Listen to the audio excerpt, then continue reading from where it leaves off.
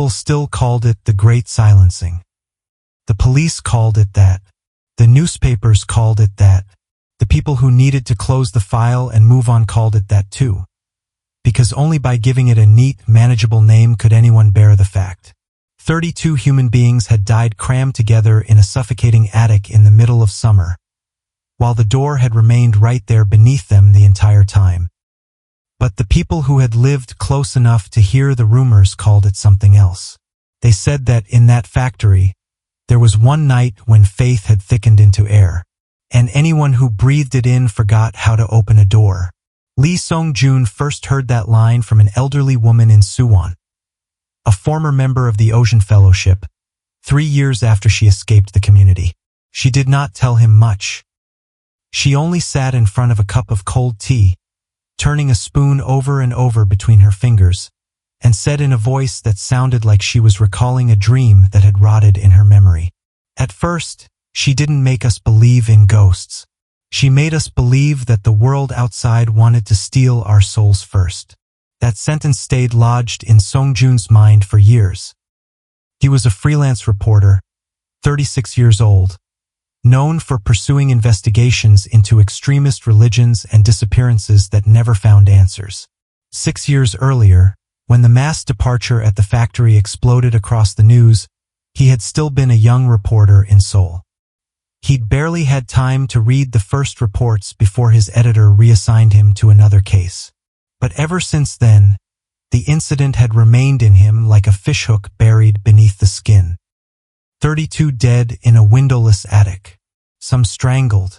No obvious signs of violent struggle. No one could explain how that many people had quietly accepted dying in the furnace-like heat of a sealed space. He had never forgotten the factory. Never forgotten the black and white crime scene photographs the papers had printed and then hurriedly buried. Never forgotten that so many of the bodies were found with almost no evidence of desperate resistance. And he had especially never forgotten one strange detail buried in old statements. The people who had been called up to the attic before the final night all said the same thing, even at different times to different people. If someone calls from outside, don't answer. Song-jun had never fully believed the official record. Not because he wanted to invent a conspiracy. He simply understood people too well to believe that every kind of horror left a clean physical trace. Some things killed without knives or ropes. Some things killed by repeating a single idea until it sank deeper than the instinct to survive. In the summer of 1993, while the first seasonal rains still had not yet washed the dust from the sheet metal roofs outside Yongin, he returned to the place all of South Korea had tried to forget for 6 years. The old Ocean Crafts factory sat motionless at the end of a dirt road, beyond a field of grass as high as his chest and a line of thin, stunted trees bent permanently in one direction, as if the same wind had blown through them all year long. The sky was a muddy gray. The breeze was weak. The roof was still standing, though a few sheets of metal had peeled up like strips of dead skin. The windows were black with dust. The concrete walls had faded into the color of ash. Everything about it carried the look of a place that had once held many people, many voices, many breaths, and had then been abruptly abandoned so silence could deal with whatever remained. The factory rose before him like a body left uncared for too long. A sagging tin roof, dead black window openings, a cracked courtyard like the split joints of an old skeleton. But what made Song-jun slow his steps was not the decay. It was the silence. A place that had once held that many people ought to have kept at least some louder residue behind. Birds nesting under the roof, wind hissing through gaps in the sheet metal, loose wire tapping against a post. But the factory was quiet, as if some invisible layer of cotton had been wrapped around it, absorbing every sound before it had a chance to ring out. He switched on his recorder. Ocean Factory, Yongin.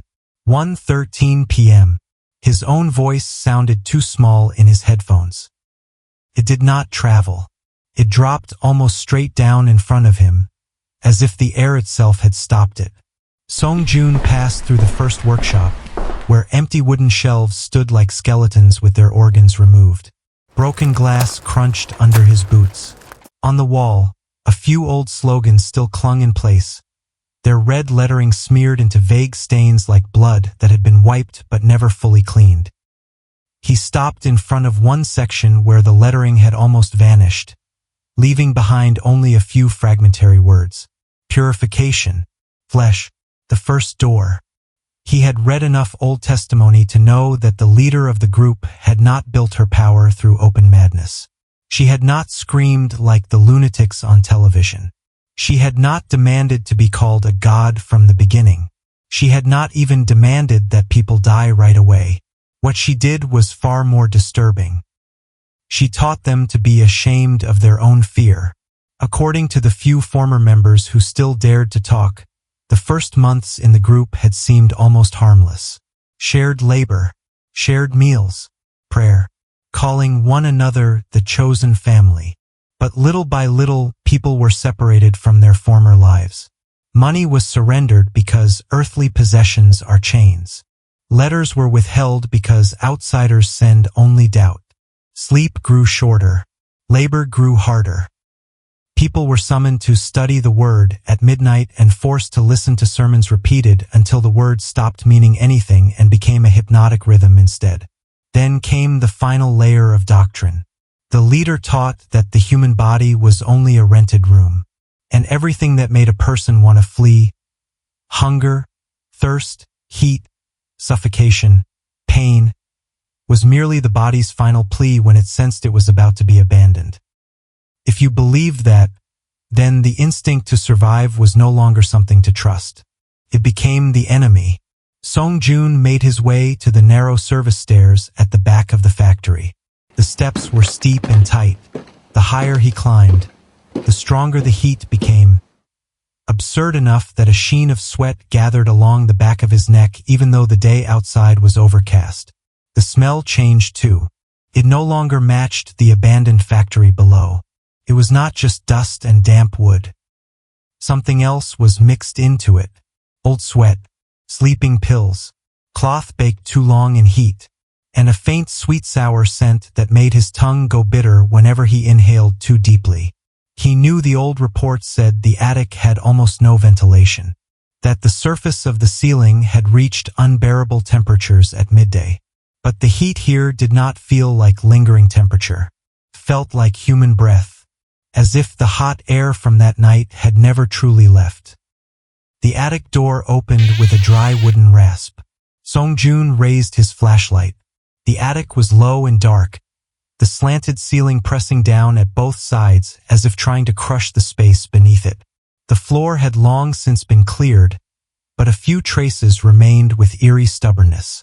Long depressions in the wood, patches of discoloration, a shriveled rubber glove caught beneath a beam, a yellowed wad of paper in a hidden corner. He stepped inside. The floorboard creaked softly. In his headphones, something else slipped in, very faint, dry, ragged, as if squeezed through a throat that had gone too long without water. Don't fall asleep. Song Jun froze. He rewound the last few seconds and played them again. Footsteps, floorboards, background hiss. Then the voice again, thin as paper. Don't fall asleep. He pulled the headphones off. The attic was perfectly silent. He put them back on. Beneath the static, layered breathing appeared. This time it was not just one person. Many. Adults. A child. A woman crying. A man exhaling in short bursts as if his lungs were on the verge of collapse. Song Jun turned, his flashlight sweeping across the attic, and that was when he saw something glint in the beam. A cheap silver hair clip tipped with a fake pearl. It lay in the middle of a dark patch on the floor. Too new, too perfectly placed, as if it had been dropped there recently rather than 6 years ago. He crouched and picked it up. The metal was ice cold, cold enough to send a pain shooting into his knuckles. The instant the clip left the floor, the entire attic changed. The air tightened, not metaphorically, literally. Song Jun inhaled, but his lungs would not fully expand. It felt as if the attic had suddenly filled with additional bodies, invisible bodies crowding in against him from every side. His headphones crackled violently, then a rush of voices flooded through them, layered, grinding over one another. "It's too hot. She told us to close our eyes. Don't let them in. They're not outsiders. Don't open the door. I hear my mother. That isn't my mother." Songjun stumbled, backing toward the doorway, and for one short, unbearable instant, the empty attic in front of him filled with people. Not fully clear, more like damaged film that would only reveal half the frame, but clear enough to see bodies packed together in the low, airless space. Someone sitting against the wall with their head buried in their knees. Someone curled on their side. A young woman fanning the child beside her with the hem of her own shirt. A man near the door pounding weakly on the boards, each strike growing feebler, as if even the desire to go outside were being sucked out of his bones by the heat. And at the far end of the attic, in the darkest corner, sat a woman upright and perfectly still. He did not need to see her face to know who she was. Everyone in the attic was turned toward her with the same expression of obedience that no longer looked like faith. It looked like surrender, the surrender of people who had been taught for too long that doubt was a sin. The vision vanished as quickly as smoke drawn through a crack. The attic was empty again. But now Songjun understood that the old stories about the voices had never been about random hauntings. What remained trapped in this attic was not just the souls of the dead. It was the structure of fanaticism itself, a form of belief that had been heated, condensed, and left to crust over in the air. He noticed one corner of the floor had less dust than the rest, as if something had been dragged back and forth there many times. Shining his light more carefully, he found a small hatch. Beneath it was a shallow hollow space with a dark wooden box inside. The box held a set of cassette tapes tied neatly together with a strip of mildewed cloth. Songjun loaded the first tape into his player. The hum of an electric fan, a chair scraping, someone coughing softly. Then a woman's voice came through, calm, gentle, entirely free of hysteria. "The chosen will go up to the first attic. There you will hear outsiders calling your names. That is the final test." A pause. Then she continued, "If you open the door, the things below will enter your bodies. They will wear the faces of your loved ones. They will borrow your mother's voice, your child's voice, your husband's voice, your wife's voice. They want only to steal the part of your soul that has already been purified." Another woman asked, her voice trembling as if she were on the verge of tears, "But what if we suffocate?" The leader answered immediately, in the soothing tone of a mother lulling a child to sleep. "Suffocation is a sensation of the flesh. You are not flesh." The tape hissed harder. Then she delivered the final line slowly, like a seal pressed into hot wax. "To pass through the first door, you must learn not to believe the thing your body is begging for." Songjun shut the tape off. His hands were visibly shaking. This was the true core of the tragedy. Not simply being trapped. Not merely drugs, exhaustion, or force. They had been programmed so thoroughly that when their bodies screamed to live, they believed it was the final temptation of an evil spirit. At that exact moment, something scratched softly behind him. Songjun turned. The attic door was still half open, but the darkness beyond it was no longer the staircase. It was a deep, vertical blackness, as if the factory had vanished outside the attic and all that remained was a shaft dropping straight down into rising heat. He stepped back. Behind him, floorboards sank all at once. Not in one spot, in many. The body-shaped depressions deepened, as if invisible forms had just lain back down in exactly the places where they had died. Then they appeared, clearer this time.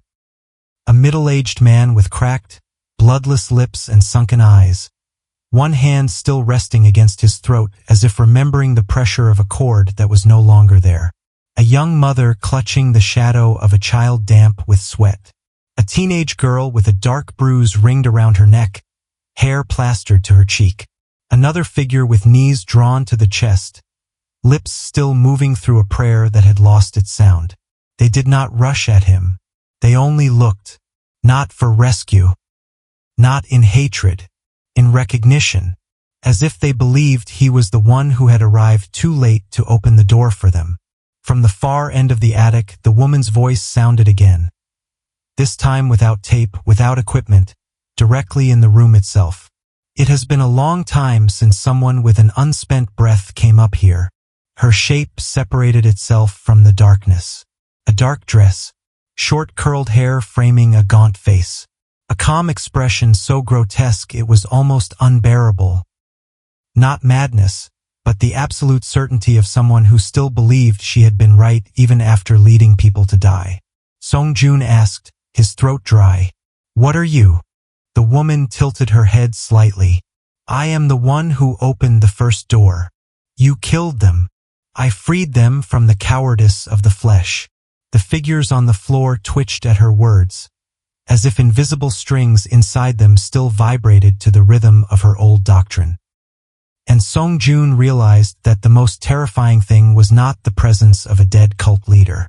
It was that even in death, she did not appear like an ordinary ghost. She appeared like a belief system still in operation, a contagion that had not died.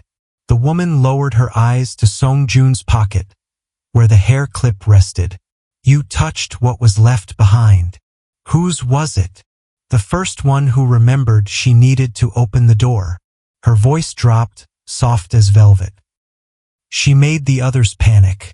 She began whispering that there was wind outside. I had to teach her to be quiet." Song Jun pulled the clip from his pocket. At once, one of the shadowy girls sharpened into focus far more clearly than the others. She looked about 19, maybe 20, gaunt to the point of collapse, eyes wide with thirst and terror. But there was something in them that had not yet been crushed completely. "Will?" She looked at the hair clip, then at Song Jun, lips trembling. "Don't listen to her." Her voice was weak, but it was the first voice in the attic that carried real intent. The woman did not turn toward her. "You still refuse to fade. You told us we were about to be saved," the girl said, each word scraping out of her throat as if dragged over raw glass. "You told us outsiders were demons. But I heard the wind. I remember hearing the wind under the door." Song Jun saw the other shadows stir around them. A few faces turned toward the girl. A single thought, thin as thread, moved through the attic. Wind, outside, door. Those three things had likely gone 6 years without anyone in that room daring to connect them again. The woman stepped forward, without making a sound. "You died because of fear, not because of me." "No." This time the girl looked straight at her. "We died because we borrowed your mouth and used it to hate our own fear of staying alive." The entire attic went still. Song Jun felt an invisible movement in the air, as if the structure of the place had just cracked along a hairline fracture. He was no longer thinking like a reporter, no longer thinking about files, articles, or evidence. He only knew that the attic was holding these spirits, not with wood and nails. It was holding them with a final command. And if anything could break that command, it would be the first memory of resistance. He threw the hair clip toward the door behind him. It struck the wood with a bright metallic click. The sound was tiny, but in that attic it rang like glass breaking. The girl jerked her head up, and for the first time, an expression crossed her face that had not been there before. Memory. She remembered wanting to run, remembered the door, remembered that there had once been real wind outside, not some demon waiting to possess her. She screamed, her voice raw. "Open it!" The whole attic shuddered. Several other shadows convulsed. A man near the door snapped his head toward it as if waking from a trance. The mother holding her child clutched tighter, her vacant stare suddenly filling with a very human panic. Cracked lips began whispering a word that had been dead too long. "Door!" For the first time, the woman shouted, her voice stripped of all gentleness. "Be quiet." But it was too late. The girl screamed again, this time like she was tearing her own throat apart. "Open it." The others began to remember. Not all of them, but enough. The attic floor shook with invisible pounding. The whispering in Song Jun's ears shifted. No longer "don't open, don't listen, don't answer," but broken sounds of panic, confusion, realization arriving too late. Wind. Outside. Open. Who were we waiting for? They weren't demons. The woman's face twisted. For the first time, she could no longer hold her calm expression together. Her features flickered. Young, then old, then simply a dark hollow with two white sockets. She no longer looked like a cult leader. She looked like her own rotten faith being stripped bare. Song Jun grabbed the box of tapes and slammed the cassette, carrying her voice down onto the floor. The plastic cracked open. The black tape spilled out like the entrails of some living thing. The woman let out a shriek like metal dragged across glass. At once, the attic door behind Song Jun flew wide open. This time the staircase was real. Not a bottomless shaft. Not an impossible void. Just the old wooden staircase leading down into the factory, with a thin current of cool, damp air rising from below. Wind. Real wind. The girl was the first to rush for the door. As she passed Song Jun, her freezing hand brushed his wrist for a split second. Then she dissolved into the grayness beyond the stairs. After her, the others followed. Not quite running. More like relearning the motion after too long spent frozen in place. With each shadow that passed through the door, the attic grew a little lighter. The air lost some of its density. The whispering clung less tightly to human skin. The woman retreated to the far end of the attic. "You have no idea what you just let out." Song Jun did not answer. He kept grinding the other tapes beneath his heel. Each crack sounded like another invisible cord being severed in the attic. The last of the shadows went through the doorway, leaving behind thin, cold streaks on the floor like vapor trails. At last, only he and the woman remained. The attic turned cold without warning. The old suffocating heat was gone. All that remained was a hollow chill, the kind that lingers after a fire goes out. "Are you a ghost?" Song Jun asked. The woman smiled, a thin and terrible smile. "No. Ghosts only know how to remember. I know how to wait." Then she tilted her head and spoke her final words. "Faith doesn't die with the body." The beam above him cracked with a violent snap. The attic lurched. Song Jun spun and threw himself down the stairs. Behind him came the sound of collapsing wood, shrieking cassette tape, and threaded through it all, a sound that nearly made his legs give out beneath him. The sound of a crowd inhaling deeply all at once. As if after 6 years they had finally taken their first full breath. He crashed onto the factory floor and crawled out into the yard just as rain began to fall. Cold water slapped across his face, making him choke and cough. His lungs burned as if he himself had spent hours trapped in that attic. When he looked up, the attic window was black. No figures, no movement, only rain and wind, real wind. 3 weeks later, Song Jun's investigation appeared in a small magazine in Seoul. It was not big enough to create a national scandal, but it was enough for a few former cult members to reach out to him in private. One of them confirmed they had been taught that the hunger for air is the flesh's final lie. Another said the leader used to record late-night sermons and replay them while they slept, because the soul obeys most easily when it's exhausted. Then the strange things began. A woman in Suwon called him to say that ever since reading the article, she heard someone knock 3 times on her kitchen door every night, then fall silent. A man who had fled the group in 1987 told him that every morning he found a single word written in the steam on his bathroom mirror. Open. Song Jun tried to believe it was mass suggestion, resurrected memory, the living pulling the dead back into speech again. Until the last night of August. The air that night was unusually heavy. The power in his building had been flickering since afternoon. Near midnight, as he sat listening to one of the tapes that held nothing but the drone of a fan and fragments of broken prayer, his room began to heat up, not from the weather outside, but as if many human bodies had just stepped into it all at once. Then he heard breathing. Not one person, many, very soft, very close. Song Joon slowly looked up. The room was empty. But on the mirror across from his desk, condensation was gathering into a line of crooked words, as though many fingertips were writing in haste from the other side of the glass. Not all of US made it out.